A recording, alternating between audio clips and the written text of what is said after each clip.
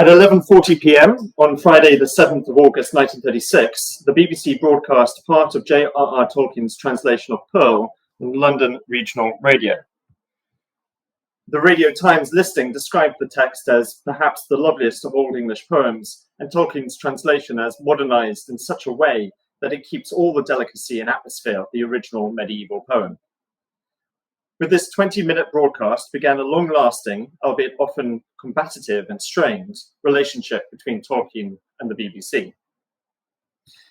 Writing to his son Christopher the following Monday, Tolkien merely said, "The Pearl was done very badly, I thought, on Friday night." Whilst it would be nice to know exactly why Tolkien disliked the broadcast, considering that he was writing to an 11-year-old boy, I suppose we can't expect more detail. But don't worry, there is much more complaining about the BBC later on in this talk.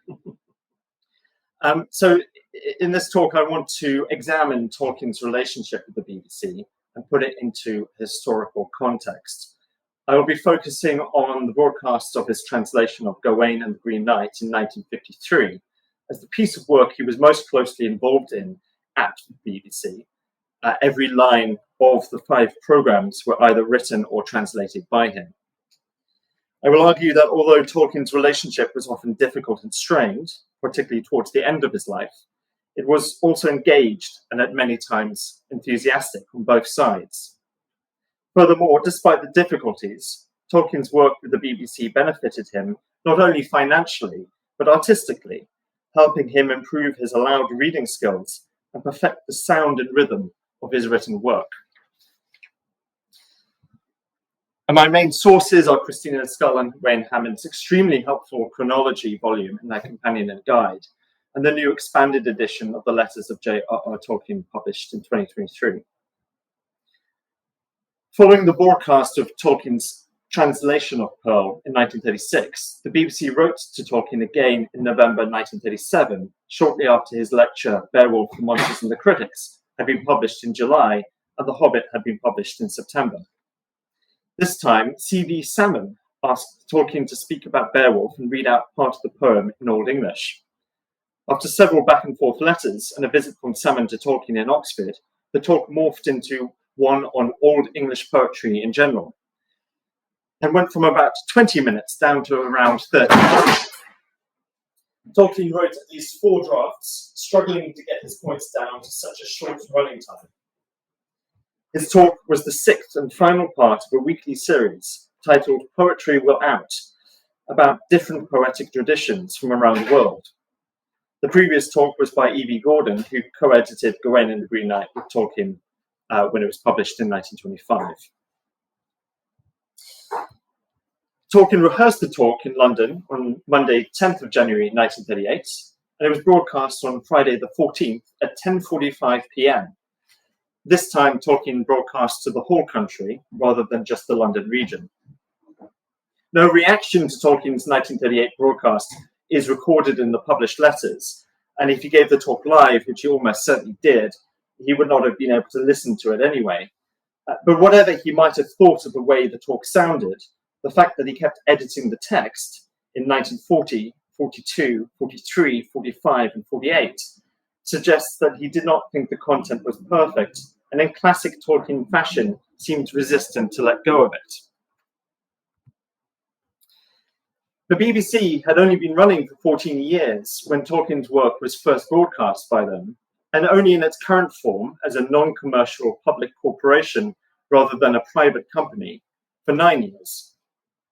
The BBC began television broadcasting in the 1930s, but only for a few hours each day and to a very limited audience. When Tolkien spoke on BBC Radio in 1938, only about 20,000 households had television sets, compared to about 8.9 million radio sets. And television broadcasting was shut down entirely from 1939 to 1946 because of the war. Television sets were also expensive, whereas radio was comparatively cheap and accessible. David Hendy estimates that by 1936, 98% of the UK population could access the BBC on an affordable radio. This cultural domination of radio continued for decades, into the 50s, although Queen Elizabeth's coronation in June 1953 created a significant shift towards television. But even in the 50s, if you wanted to reach a large audience, indeed larger audiences than anyone had ever been able to reach before, then you broadcast on the radio. Tolkien would have appealed to the BBC as well. Their famous mission to inform, educate, and entertain, credited to the vision of managing director and later Director General John Reith, is included in the corporation's royal charters. Its first, from 1927, references the great value of the broadcasting service as a means of education and entertainment. The word information was then added 10 years later in the second royal charter to distinguish lectures from news. This mission to inform, educate, and entertain is still part of the BBC's mission today. And as Rawlinson and Bosworth, Professor of Anglo-Saxon, Tolkien was well placed to educate and entertain the public, that is, to educate them about entertaining stories. And not only was Tolkien well placed to help the BBC achieve their mission, but Tolkien's friends and colleagues as well. Most notably C.S. Lewis, who first broadcast on the BBC in August 1941. He completed 25 talks on Christianity between 1941 and 1944, each lasting between 10 and 15 minutes long, and also took part in 2 panel discussions in 1942 and 43. The least popular of these talks had an estimated audience of 560,000 listeners, and the most popular, an audience of 2.1 million, with one of the panel discussions reaching as many as 10.5 million listeners. Lewis published the broadcast scripts in 3 volumes during the war, and then compiled and edited them into a single book, Mere Christianity, in 1952. Lewis's broadcasting was praised by critics and exposed his work to a much wider audience. Owen Barfield, David Cecil, and Neville Coghill, 3 other friends of Tolkien and members of the Inklings, also broadcast on the BBC, Barfield in 1949 and 1951, and Cecil and Coghill frequently from the 1930s onwards. And that's a picture of Neville Coghill there in the BBC in 1949. Coghill's translation of the Canterbury Tales was commissioned by the BBC in 1946 for the newly launched 3rd programme, now BBC Radio 3. The broadcasts were a big success with an audience of 2 million listeners, leading to publication in book form in 1951. So the BBC enabled, or at least sped up and helped, Coghill's academic and creative output. The BBC was an important patron of the arts even when they weren't commissioning new works. They also paid poets to read out work that had already been written. The writers Sylvia Plath and Ted Hughes, who incidentally were Tolkien fans and celebrated Plath's 28th birthday by reading The Lord of the Rings, regarded BBC broadcasting as an important part of their livelihood.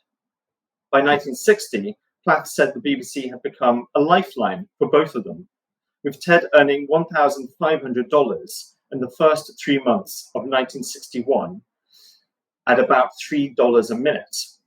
This is about $16,000 or £12,000 today, and works out at about 8 hours of broadcasting at $3 a minute, or £25 a minute in today's money. So not bad work. And even if the rate of pay was less in 1961 than it was in 1953, I think the amount that Tolkien might have hoped to receive at that time was still significant, and this might have appealed to him as someone who had previously taken on a lot of laborious freelance examining work to make extra money. It would pay for academic and creative work that Tolkien was wanting to do anyway. However, there were at least 2 obstacles between Tolkien and a lucrative career in broadcasting. One was Tolkien's voice and delivery. The other was his perfectionism. In August 1950, Harman Gracewood, controller of the newly launched BBC 3rd programme, wrote to Tolkien about broadcasting his new translation of Gawain and the Green Knight. No doubt thinking of the success of Coghill's Canterbury Tales translation 4 years earlier. Tolkien agreed, and plans moved ahead quickly over the next couple of weeks. Tolkien sent the script, the BBC approved it, and Tolkien then asks for it to be returned so he can make some revisions. But in another classic Tolkien move, that process of putting the finishing touches to a script took 3 years. He chose to take his time rather than quickly finish the translation or broadcast anything that wasn't finalized. This wasn't C.S. Lewis's approach. Instead, Lewis used some of his radio broadcasts as first drafts of his later books. His wartime talks were edited and expanded when they were published in book form, and then edited and expanded again when they were collected together as Mere Christianity 8 years later. But Lewis was a very different writer to Tolkien. Whilst working on Gawain, Tolkien was thinking of other ways to broadcast for the BBC. In August 1952, Tolkien wrote to his publisher, Rayner Unwin, at the George Allen and Unwin publishing firm, which was considering publication of The Lord of the Rings. Tolkien reports, "I've recently made some tape recordings of parts of The Hobbit and The Lord of the Rings, notably the Gollum passages and some pieces of Elvish, and was much surprised to discover their effectiveness as recitations, and, if I may say so, my own effectiveness as a narrator. I do a very pretty Gollum and Treebeard. Could not the BBC be interested? The tape reel is in the possession of George Sayer, English master at Melbourne, and I'm sure he would forward it to you for you or anyone else's trial. It was unrehearsed and impromptu and could be improved." Tolkien rather meekly proposes that he reads out passages from his work on the BBC, but suggests this to someone who doesn't work at the BBC and lets others take up the idea if they want to by telling them where the tape reel is to be found. So it's quite a shy way of auditioning himself. The recordings were made at his friend George Sayer's house, who happened to have a tape recorder. And Sayer recalled years later, when some of the recordings were issued on vinyl record in 1975, what happened. To entertain Tolkien in the evening, I produced a tape recorder. He had never seen one before and said whimsically that he ought to cast out any devil that might be in it by recording a prayer, the Lord's Prayer in Gothic. He was delighted when I played it back to him and asked if he might record some of the poems in The Lord of the Rings to find out how they sounded to other people. The more he recorded, the more he enjoyed recording, and the more his literary self-confidence grew. I then asked him to record what he thought was one of the best pieces of prose in The Lord of the Rings, and he recorded part of the Ride of the Rohirrim. "Surely you think that's really good?" I asked him after playing it back. "Yes," he said, "it's good. This machine has made me believe in it again."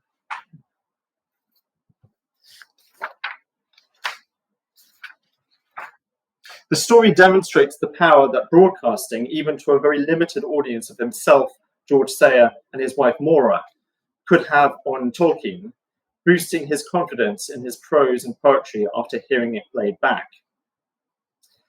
Tolkien was so impressed by tape recorders that he successfully applied for a grant to buy one for him and others to use at the English faculty and continued to record on them throughout his life. Portable tape recorders were new and unusual in 1953, meaning that Tolkien was at the cutting edge of technology. The BBC did not use tape recorders for their own programs until the late 50s, and instead relied on a very labor-intensive way to edit their discussions using phonograph records and transcripts. Some of this 1952 recording was released by Caedmon Records in 1975. And here's the section that Tolkien described as a very pretty Gollum impersonation. Panting under his load, Sam turned the bend, and even as he did so, out of the corner of his eye, he had a glimpse of something falling from the crag, like a small piece of black stone that had toppled off as he passed. A sudden wind smote him. He crashed forward, tearing the backs of his hands that still clasped his master's. Then he knew what had happened. From above him as he lay, he heard a hated voice. "Wicked master, it is. Wicked master. Jesus, keep Smeagol on.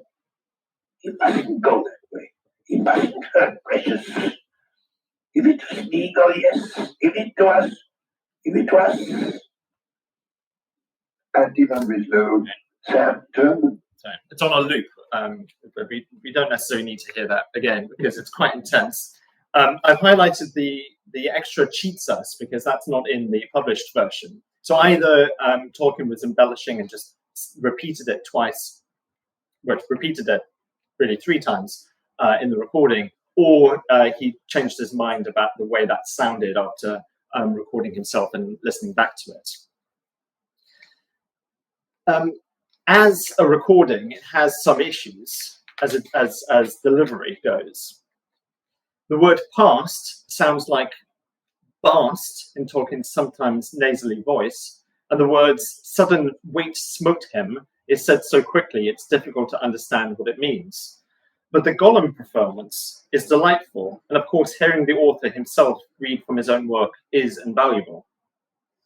As far as we know, Rayner Unwin did not pass on the message to the BBC that they should ask George Sayer to forward on a tape reel of an Oxford University professor doing a theatrical reading of his then unpublished fantasy novel. But by June the following year, 1953, Tolkien had at last finished his Gawain translation, and he wrote again to the BBC about broadcasting it. This time, it was my grandfather, Howard Newby, who responded to him.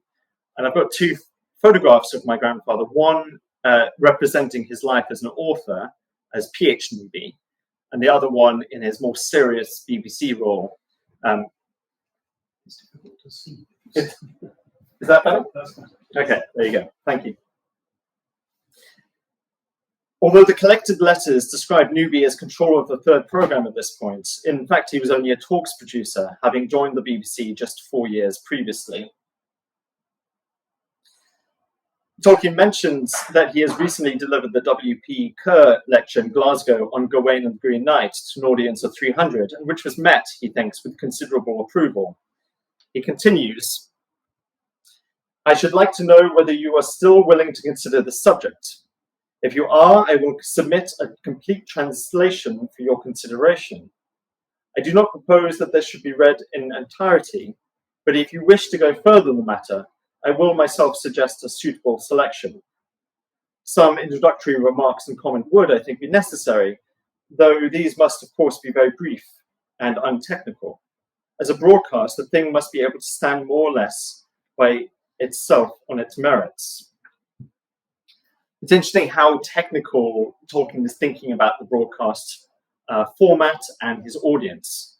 And the 3rd programme was envisaged to be, was supposed to reach normal, everyday people who wanted to sort of improve themselves and become more educated, as well as people who would be considered intellectuals. Tolkien's tone also is interesting. It's quite submissive and polite, but he seems eager to impress. He clearly wanted to do this broadcast, but his last 2 lines in this letter show that he has strong ideas about how it should be done. A couple of weeks later, on 8th July 1953, Tolkien finally sent the BBC his translation of Gawain and the Green Knight, writing, the whole is 2,530 lines long. It is a close translation, though it preserves almost as closely the original meter with alliteration and rhyme. As with alliterative matter generally, it reads aloud better than it reads with the modern eye. There is, of course, a lot that can be said about it, but I leave that until, as I hope, I have a chance of seeing you personally. Tolkien seemed anxious at the thought that Newby might not like his translation, making it clear that it should be judged by its sound rather than how it appears on page. There is a sense that he is handing over his baby. He feels the need to explain a lot about it in an in-person meeting rather than let the work stand for itself. He doesn't sound particularly confident. Newby replies 3 days later, eyeing a content-appropriate Christmas broadcast and a single reader, which he suggested should be the Welsh poet Dylan Thomas. In fact, Newby had already written to Thomas, who quickly and enthusiastically agreed to do the broadcast, writing, I'd be delighted to read Sir Gawain and the Green Knight. Did J.R.R. Tolkien write a very good children's book, The Hobbit? and thank you very much for asking me. Would it be possible to do the recordings any time before October? It seems almost extraordinary, given that Tolkien mania and worldwide fame were only a few years away after the publication of The Lord of the Rings in the mid-50s, but Thomas was not to know that. In fact, nobody knew that, not even C.S. Lewis, who memorably described The Fellowship of the Ring striking like lightning from a clear sky in his review in August 1954. In 1950, Vogue magazine published a 6-page article titled The Faces of Oxford, listing the most notable artists, scholars, educators, and public intellectuals, people who might be called influencers today. The Inklings are represented by Neville Coghill, Lord David Cecil, and C.S. Lewis. No Tolkien. What unites most people on the list is that they were frequent broadcasters on the BBC. Indeed, in 1953 on the list, Coghill, Cecil, and John Bryson had just become poetry editors for the third programme, although this arrangement only lasted 6 months before the BBC scrapped the position. Tolkien was not included in the list, and although we should not necessarily see Vogue as the arbiters of who is important, the article does provide a snapshot of the big names in Oxford in 1950, at least as far as the wider world was concerned. So what I'm saying here is that Tolkien was a big deal, but not as big a deal as he became. So we have to kind of keep that in mind. And it's very interesting to see who is included. You've got Isaiah Berlin there, fantastic image of Neville Coghill, resplendent on a chaise longue. C.S. Lewis doing some weird thing with his finger, I'm not quite sure. And Basil Blackwell down there as well. Dylan Thomas, in contrast, was better known than Tolkien at the time and had broadcast frequently in the BBC in the 40s and early 50s, including in a celebrated performance of David Jones's poem In Parenthesis in 1942. Thomas had a strong, powerful voice, and it is worth thinking about why Newby initially preferred Thomas over Tolkien as a reader. Thomas discussed the different ways of reading poetry aloud in a broadcast in 1949. For what a reader, aloud of his own poem, so often does is to mock them or melodramatize them, making a single simple phrase break with the tears or throb with the terrors from which he deludes himself the phrase has been born. There is the other reader, of course, who manages by studious deftness, semi-detachment, and an almost condescending undersaying of his poems to give the impression that what he really means is great things, not my own. But I belong to the very dangerous first group of readers of William Shakespeare. I think Tolkien might also fit into this first group of dangerous readers with some of his more theatrical readings, such as The Ride of the Rohirrim. Thomas makes fun of himself by also putting himself in that same category of dangerous readers, but suggests the kind of reader that works best on the radio, someone who is melodramatic and emotive. And death shall have no dominion, dead men naked, they shall be one, is the kind of way that Thomas recites his poems. Every line an exclamation, so theatrical, it's practically operatic. This is perfect for radio in the time. This wasn't just something you had on in the background or in the car. This was the main event. This was something that would get millions of listeners and be talked about. Newby also had his own ideas as to what made a good broadcaster, writing in an article in 1954 that the successful broadcast talk needs to compensate for how much slower it is to listen to words than read them through a performance made up of histrionics, upon an unobtrusive but nonetheless real rhetoric, and upon the circumstance that broadcasting is a social activity, the listener knows that others are listening too. It's interesting that Newby and Thomas are both kind of in agreement about melodrama and histrionics. But Newby concluded that the number of people capable of broadcasting really well, particularly on academic subjects, is few. It was not just Tolkien that failed to be a good speaker, according to Newby. In 1952, he met Tolkien's friend and former student W.H. Auden for the first time when he picked him up from the airport in New Orleans. He reported back on Auden's lecture the following day to my mother and grandmother, writing, "Auden is not a good lecturer, is too shy, and he speaks too quickly. I don't think his audience understood all he had to say, and they certainly did not understand his poems when he read them." Tolkien also agreed that Auden was a poor reader, although for different reasons to Newby, writing to Rayner Unwin in December 1955 after hearing Auden's broadcast on The Lord of the Rings. I also thought Auden rather bad. He cannot at any rate read verse, having a poor rhythmical sense. It's very interesting to compare Newby's criticism of Auden with Tolkien's. Granted, they were both reacting to different performances, but they may have well been sort of reacting differently to the same kind of performance. For Newby, Auden was too shy and spoke too quickly, which I think are two things you could also say about Tolkien as a broadcaster.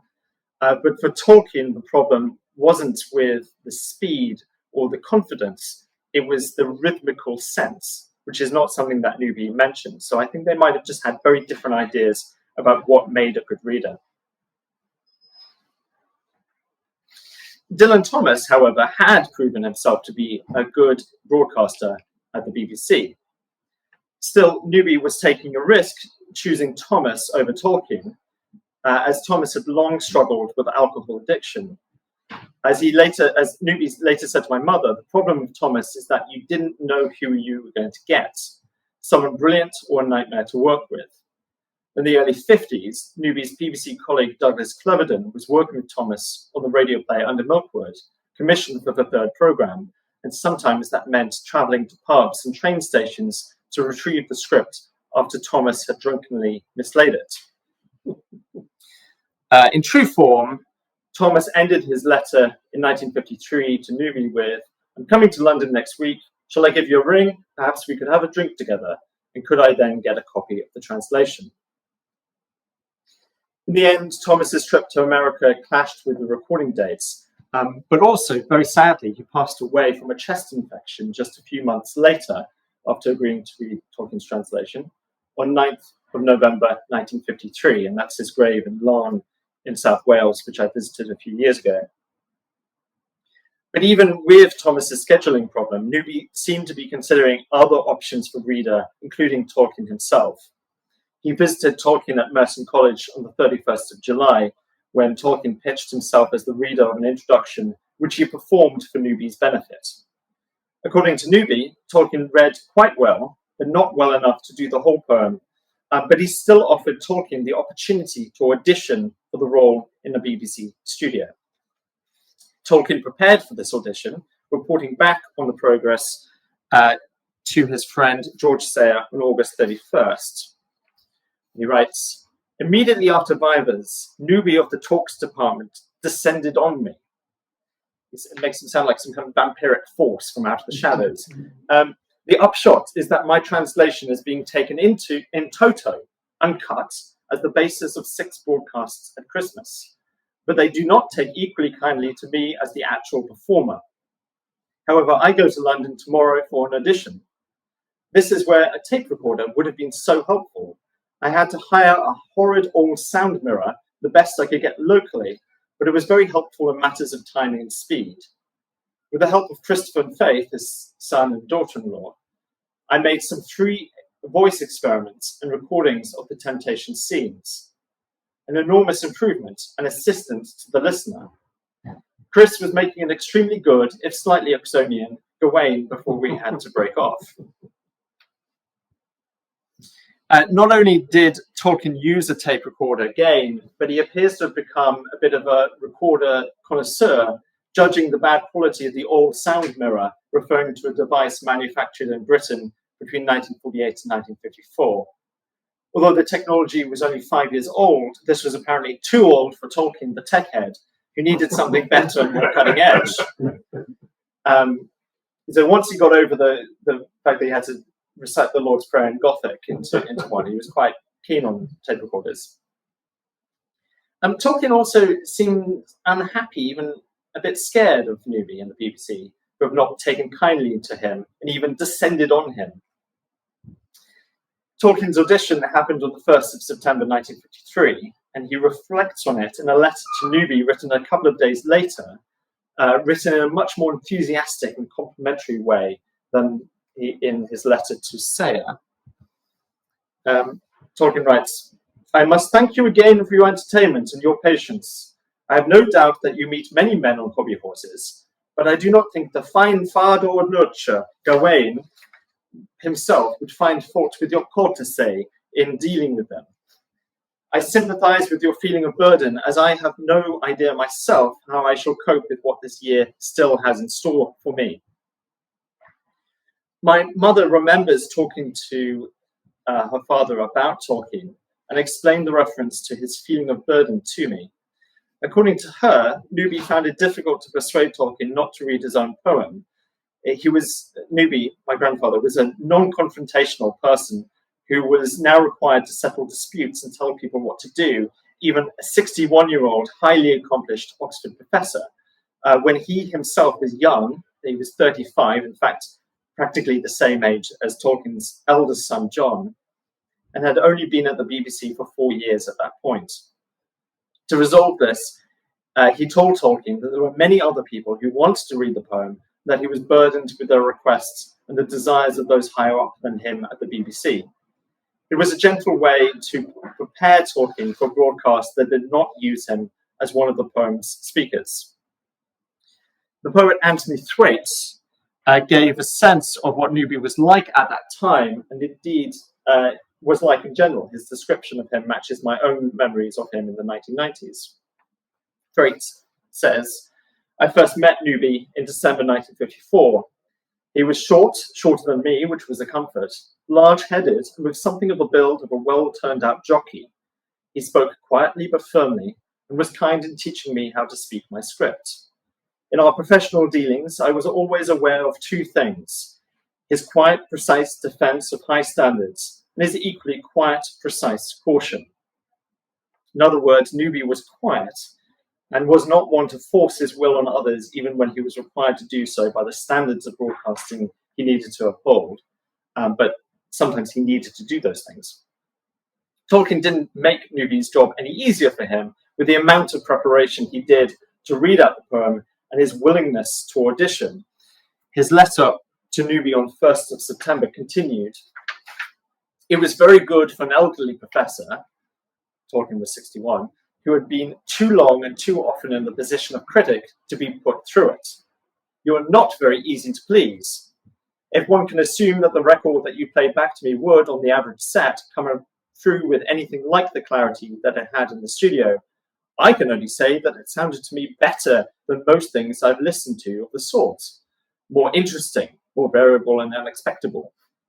Could be improved, of course, quite apart from my voice quality. I deliberately selected a passage that I had not practiced and had seldom read aloud before, and I made 1 or 2 mistakes in the Middle English that pained me." Tolkien is again apologetic about his own work, attempting to excuse any deficiencies, but also clearly keen to read the poem himself, convince Newby that he is good enough to do so. A compromise was reached, and Newby informed Tolkien that after a discussion with his colleagues and bosses, they agreed that Tolkien would be a reader, albeit only for a 5-minute introduction to the poem and a 20-minute lecture concluding the series. The poem itself was to be read by different voices across 4 20-minute broadcasts. Tolkien agreed to this and says that he will work more on the script to make it easier for others to read. In the meantime, he was paid 200 guineas for the use of his translation alone, which is about £7,500 in today's money. And this is in addition to money that he was going to be paid for his talks. So it's really not bad, considering that he was already doing the work and that he could then publish the translation afterwards.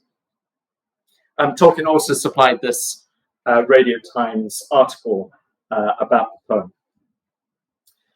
The recordings had a rigorous recording schedule spread across 4 days in October and November, with rehearsals beginning at 10:30 a.m. and the actual recording at 2:30. Tolkien was invited to attend all the rehearsals at the BBC's expense.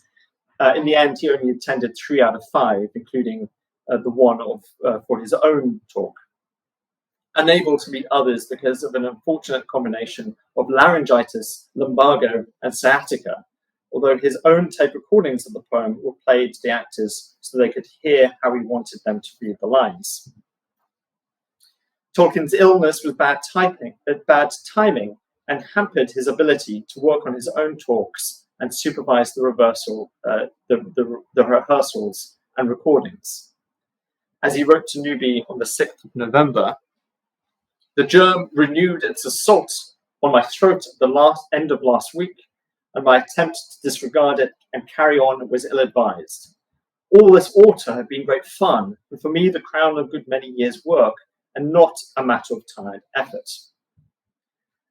But it was no wonder that Tolkien was ill. It was the middle of Michaelmas term, enough to make anyone ill, and lecturing 3 times a week on Middle English literature while supervising 4 B.Let and 2 D.Phil students, and attending meetings at the English faculty. He was also reviewing page proofs for the Fellowship of the Ring, which had arrived just as full term began, whilst frantically trying to finish the typescript for the 3rd volume of The Lord of the Rings, which was supposed to be delivered in October, but was delayed by Tolkien until December instead. And my mum remembers her father saying that Tolkien came to one of these meetings with a briefcase full of proofs. By 1953, Newby had published 12 books and won literary prizes for them, including the Atlantic Award in Literature in 1946 and the Somerset Maugham Prize. So he knew the publishing world better than Tolkien did. He apparently told Tolkien that The Lord of the Rings was far too long to be published as 1 volume, and agreed with his publishers that it should be published in shorter volumes. After delivering the final Lord of the Rings transcript on the 3rd of December, Tolkien travelled across London to Broadcasting House to record his introductory talk for Gawain, which he struggled to get down to 5 minutes.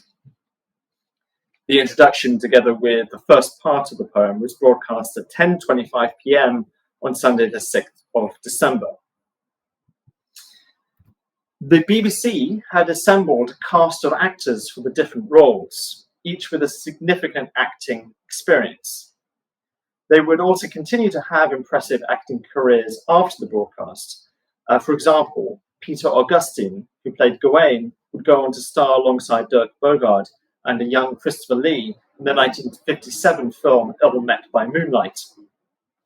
Another notable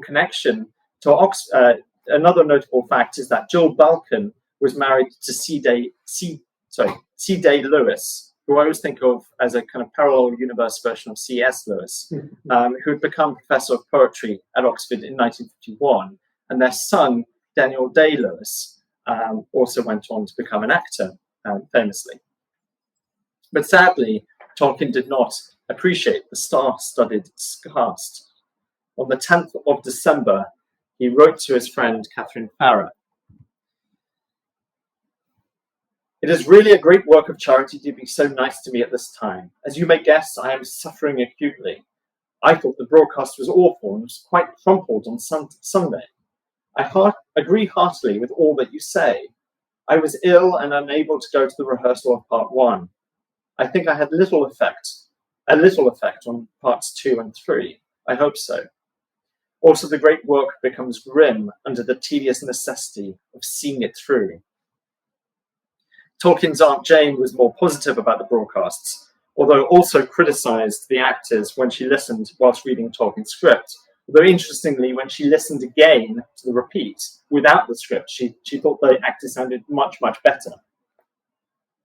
Meanwhile, Tolkien was still working on the concluding talk, as he said in a letter to Newby on the 23rd of December.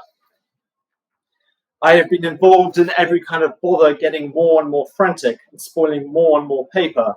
In the end, the resulting script, I think, is very poor, but as good as I can make it in the circumstances. I had to drop most of what I had written, including the Chaucer connection. It was too fine drawn to argue over the air. In the end, the Chaucer connection was kept, and the talk broadcast on the Sunday, the 3rd of January, later published in slightly reduced form when the poem was published in 1975. Whilst all this was happening, whilst my grandfather was working with Gawain working with Tolkien on Gawain and with Tolkien on his concluding lecture, he was also having to deal with another difficult speaker. And he talks about this in a speech he gave in the 1970s. The toughest assignment I ever had was Robert Oppenheimer's Reith Lectures, Science and the Common Understanding. He wouldn't let them see me he wouldn't let me see them in draft. He and his wife came over on the Queen Mary, and I read the first lecture in the car between Southampton and London. I told him I was worried. The argument was difficult, the style was not a spoken one, and the language was abstract. We were really going to have to do a lot of work. Oppenheimer, of course, was not prepared to change a word. This was in 1953, before tape recording and easy playback. I found myself having to take a script and read from it, as if he was reading from it. I imitated him.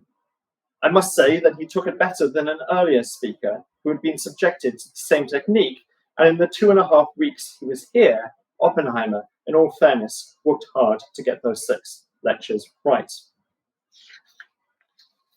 2 things to point out here. One, the fact that tape recording, this was before the days of tape recording and easy playback. Well, no, not if you were talking, not if you were kind of on the edge of technology. And secondly, this demonstrates that it wasn't just talking that Newby had kind of quality issues with. He had a very high standard, and even someone like Oppenheimer had to do a lot of work. The image, you can imagine the scene of my grandfather imitating Oppenheimer to his face. I don't think that was included in the Christopher Nolan biopic, but maybe it made it onto the DVD extras. Oppenheimer's lectures were broadcast in November and December, so kind of alongside the Gawain broadcasts.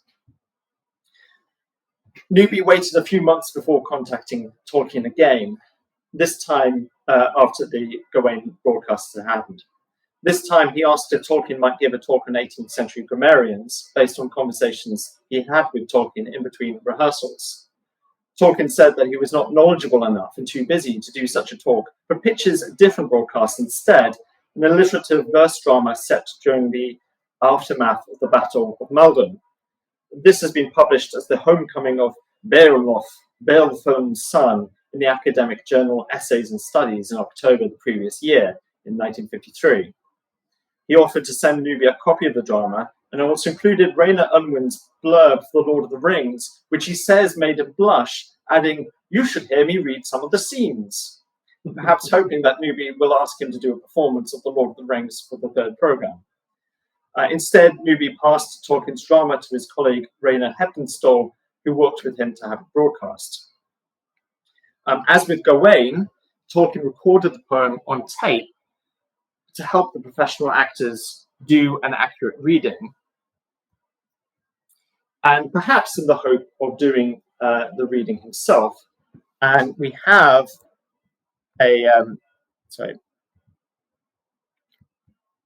we have a recording of that, and I will just play. It's dark and gloom coming. There's no light left us. The light kindle and fan the flame. Lo, fire now wakens, heart is burning, house is lighting, men there gather. Out of the mist they come through darkening doors where a doom waited. Hark, I hear them in the hall chanting, stern words they sing with strong voices. Heart shall be bolder, hard every purpose, more proud the spirit as our power lessens. Mind shall not falter nor mood waver, no doom shall come and dark conquer.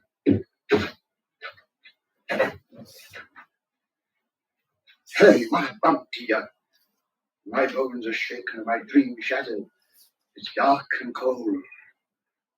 So what a reader allowed as sorry, own poet. It's Dylan Thomas interrupting there. But actually quite appropriately, because I think there is something Thomas-esque about Tolkien's reading of this, and quite different to his earlier readings. I think he's taken on board some feedback from Newby, and I think he's a lot clearer, a lot more kind of theatrical. I mean, this is a verse drama, so he would be more theatrical, but still, I think it's an excellent reading, and I think the BBC should have broadcast it. But he continued to work with Heptonstall on the script and how lines should be read, and the drama itself was broadcast at 10:15 p.m. on the 3rd of December. A week later, Tolkien wrote a letter to Heptonstall, which is now lost, but from Heptonstall's response, Tolkien must have expressed disappointment in the broadcast, saying that readers ignored the alliterative meter of the work and delivered the verse as if it were iambic pentameter. So again, that focus on rhythm. The following year, 1955, brought the first part of the adaptation of The Lord of the Rings on the third programme, with The Fellowship of the Ring broadcast November to December 1955. This was followed by a second concluding series covering The Two Towers and The Return of the King in 1956. And Professor Stuart Lee has written a detailed analysis of this adaptation, published in The Great Tales Never End, Essays in Memory of Christopher Tolkien. Tolkien worked closely with BBC producer Terence Tiller on the adaptation, giving notes on what should be cut and how characters should sound. But meanwhile, in that year, Tolkien continued to have good relations with Newby, answering questions Newby had about possible broadcasts and even arranging for Tolkien to be paid a consultancy fee of 3 guineas, about £100 today, plus 4 shillings and 6 for the cost of a phone call. Tolkien followed advice Newby gave him on what to include in the appendices, alongside similar feedback from W.H. Auden and Hugh Brogden. And in March and April that year, 1955, Newby worked closely with C.S. Lewis on the broadcast of his inaugural lecture at Cambridge University. Around that time, Newby sent Tolkien a copy of his latest novel, Picnic at Saqqara, which got here. And Tolkien later told Newby that the novel was so engaging that reading it made him go to sleep very late, even for me, as a result. Why they didn't put that on the front cover instead of a quote by Evelyn Waugh, I don't know. On the 24th of June 1955, Tolkien travelled to London for a meeting with Tiller to discuss the Lord of the Rings adaptation, but then had lunch with Newby at a French restaurant in Carnaby Street. There, Tolkien signed Newby's copy of The Hobbit, which we still have in our possession as a family. Tolkien had some good things to say about the Lord of the Rings adaptation, but also many criticisms, as he shared in a letter saying, "I think the book quite unsuitable for dramatization and have not enjoyed the broadcasts, although they have improved. I thought Tom Bombadil dreadful, but worse still was the announcer's preliminary remarks that Goldberry was his daughter, and that Willerman was an ally of Mordor!" Exclamation mark, exclamation mark. Now, if I had time, I could also talk about Tolkien's appearance on BBC television in 1968, but I don't. And anyway, that subject has also been well covered by others, including Professor Lee. But the most important thing to note is that Tolkien was scathing about the programme, complaining in a letter to Donald Swann that the producer, a very nice, very young man and personally equipped with some intelligence and insight, was nonetheless already so muddled and confused by BBC-ism that the last thing in the world he wished to show was me as I am or was, let alone human or life-size. I was lost in a world of gimmickry and nonsense. Clearly, Tolkien had become so irritated by the BBC as an organisation by 1968, hence the term BBC-ism used negatively. And as Stuart Lee says in his chapter on the Lord of the Rings adaptation from the 50s, Tolkien had a strained relationship with the BBC throughout his life. But to conclude and add to that, if I may, it was strained, but it was also deeply engaged. Unlike Lewis, Tolkien was proactive in pitching ideas to the BBC and pursuing projects, even if he did not think they paid off as he would have liked them to. His work for the BBC helped him improve his own reading skills and benefit from cutting-edge technology, the tape recorder, which helped him hone the sound and rhythm of his written work. And his warm relationship with Newby, which became at the end, I think, a relationship between two novelists, also demonstrated Tolkien's capacity for friendship, even in difficult professional circumstances.